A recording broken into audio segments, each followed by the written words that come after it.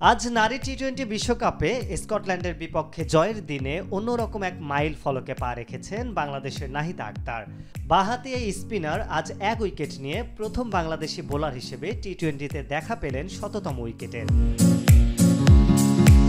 ৮৮ ম্যাচে এই মাইল ফলক ছুঁলেন নাহিদা আক্তার। নাহিদার মাইল ফলকের ম্যাচটি বাংলাদেশ স্মরণীয় করেছে স্কটল্যান্ডকে ১৬ রানে হারিয়ে। বিশ্বকাপে দীর্ঘ ১০ বছর পর এটাই প্রথম জয় বাংলাদেশের।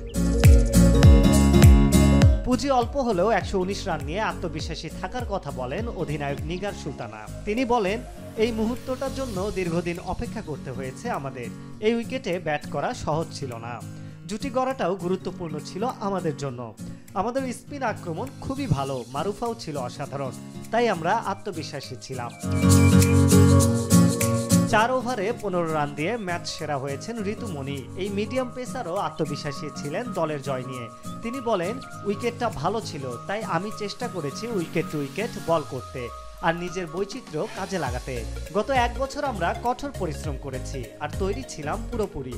এটা আমার ও দলের জন্য গর্বের। আমরা কন্ডিশন কাজে লাগিয়ে নিজেদের শক্তিটা কাজে লাগাতে চেয়েছিলাম এবং তাতে সফল হয়েছি। আরিফ হক, মাই টিভি।